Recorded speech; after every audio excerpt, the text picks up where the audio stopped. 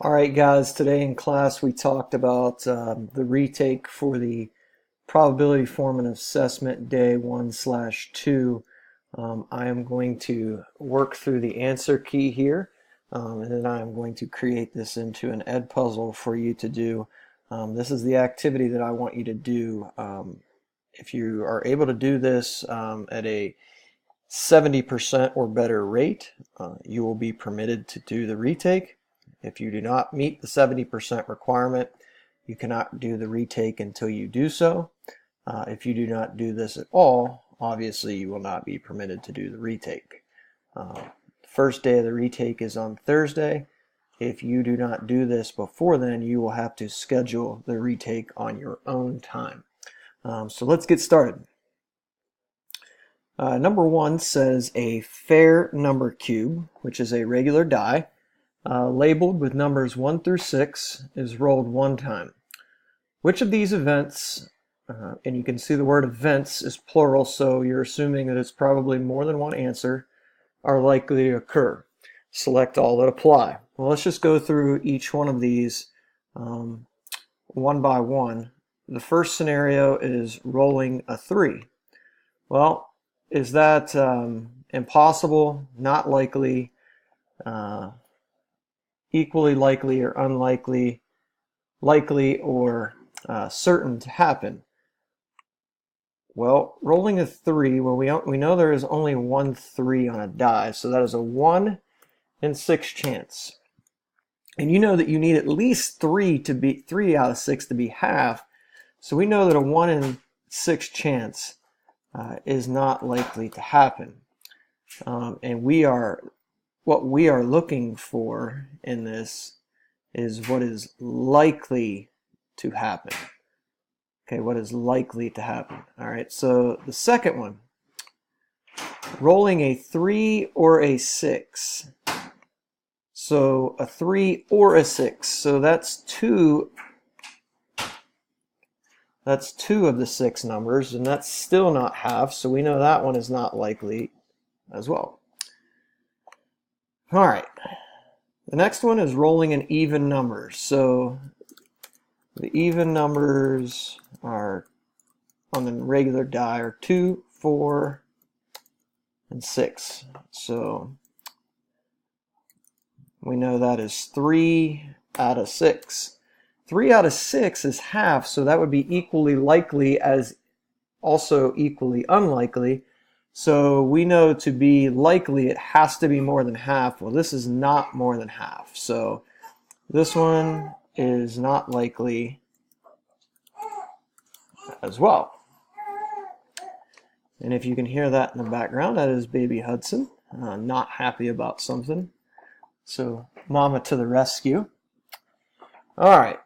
The next one there, rolling any number except 4. So you have 5 out of 6 chances to roll any number except for 4, because that would be 1, 2, 3, 5, and 6. So you have a 5 out of 6 chance, and we know that 5 out of 6, 83%, that is one that is likely. All right, so let's put a star there for that one. So that one works. All right. The next one, rolling a number that is greater than 2. It can't be 2, it's got to be greater than 2. So that would be 3, 4, 5, and 6, which is 4 out of the 6 numbers. And we know if 3 out of 6 is half, 4 out of 6 is more than half. So that one would be likely as well. So the two likelies are the last two. All right, let's move on to the next one. It says a board game has a spinner divided into sections of equal size, and you can see that spinner right here. Each section is labeled with a number between 1 and 5. Which number is a reasonable estimate of the number of times the spinner will land on a section labeled 5 over the course of 100 spins? And I give you a hint. how many 5s out of the total on the board. That will help you get your start. So let's count the total number of sections.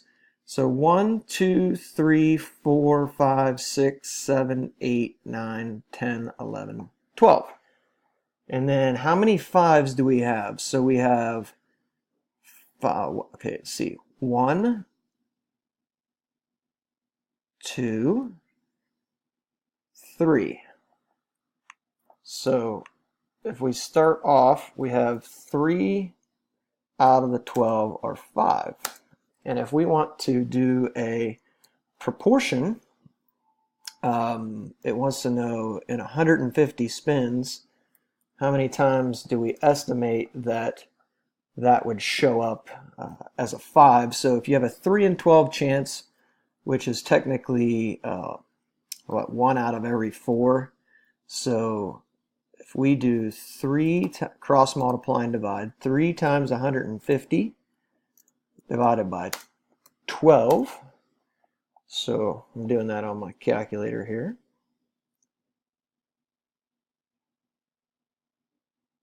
So 3 times 150, and that would give us, what is that, 450 divided by 12. So I'll bring up our calculator here so you can see what I'm doing.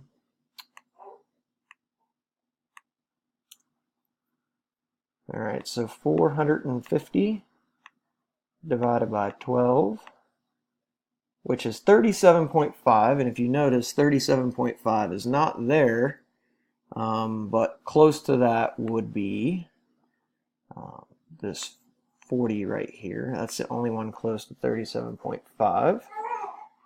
So that would be your answer for that one. 40, which is, or 37.5, which is closest to 40. All right. Scroll down to the next one there. Mr. Norton uses a fair spinner with 12 equal regions to determine the topic for each day's warm-up lesson in math class. Mr. Stubbs plans to spin the spinner below 120 times during the school year. Which bar graph shows the best prediction for the number of times each topic will be selected? Hint, start by figuring out how many of each out of 12, then use a proportion to find out how many for 120 spins. All right, so expressions and equations has 1, 2, 3. So 3 out of 12, which would be 1/4. So if we take 1/4, bring my calculator up here. So if we take 3 divided by 12, and we times that by 120, so that's about 30 different times that expressions and equations will come up. So this one right here is a 30 for expressions and equations. This one is 30, and this is 30. So the only one that is out at this point is A. So let's look at in number sense, which is 1, 2, 3, 4. So 4 out of 12, which is 33%, and we can multiply that by 120. So that's about 40 for number sense. So that one's out because that has 30. This one is 40, so that's a possibility, and this one is 20. This one was already out from the last one. So our answer then can only feasibly be C. All right. The next one. Diego predicts that his basketball team has a 2/3 probability of winning each of their next 7 games. Select all the ways Diego could accurately simulate the number of games his team will win. All right, so put the number 0 through 7 in a bag. Pick a number from the bag. Well, that's not a good way. Roll a standard number cube 7 times. Count the number of 2s. That does not work. Roll a standard number cube 7 times. Count the number of 1s, 2s, 3s, and 4s. That does not work. But what does work is the last two. Mark a spinner with 12 equally sized sections. Write win on 4 of those. Spin the spinner 7 times and count the number of times it ends on a win. All right, so that one's in. And then that one is in as well. Put 10 white chips and 5 red chips in a bag. Draw a chip from the bag, record its result, and put it back in the bag. Do this 7 times.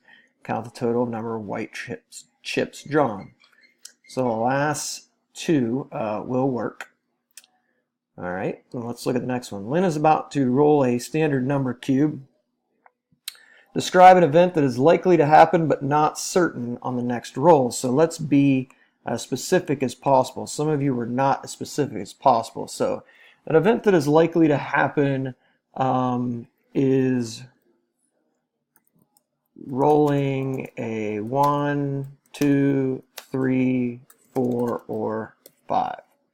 Because you have a 5 out of 6 chance of that happening. You could have also said rolling a 1, 2, 3, or 4 is likely to happen. Anything that's better than 50% but not 100% would work for number 1. Number 2, describe an event that is unlikely to happen but not impossible. So that could be rolling a 5, or rolling a 6, or rolling a 1, or rolling a 2, or rolling a 3 or a 4. Anything that you have a less than 50% chance of happening, but better than 0, would work for number 2. And then number 3, describe an event that is certain to happen. Rolling a 1, 2, 3, 4, 5, or 6. Some of you put rolling a number. Well, there's obviously more numbers than 1 through 6, so you've got to be more specific than that when you're speaking of a number cube.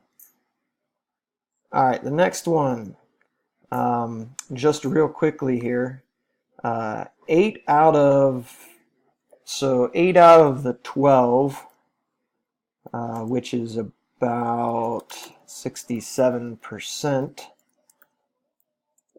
said yes. And then the second part of this question, says, should the store owner believe that these 2 results reasonably represent the overall proportion of happy shoppers? Or that should the owner gather more data? There's several different ways that you can say this, but ultimately the owner should gather more data. And then for what reason, there were several different reasons that you could have said. But as long as you have a version of these 2 things, you got both points there. And then the last one, so you have a 2-sided coin, heads one side, tails the other, and a number die. So you could have gotten heads 1, heads 2, heads 3, heads 4, heads 5, and heads 6. Or you could have got tails 1, tails 2, tails 3, tails 4, tails 5, tails 6. So your sample space, there are 12 possible outcomes. What is the probability the player moves backward by 5 or more spaces? Show all of your work. Okay, so in order to move back 5 spaces, you have to have, so 2 students are playing a game that involves a standard number cube, labeled 1 through 6, and a fair coin with heads on one side and tails on the other. The player will roll the die and flip the coin. If the coin lands on heads, the player moves forward the number of spaces that you roll on the die. If the coin lands on a tail, the players move backwards a number of spaces on the die. For example, if a player rolls a 3 and a heads, the player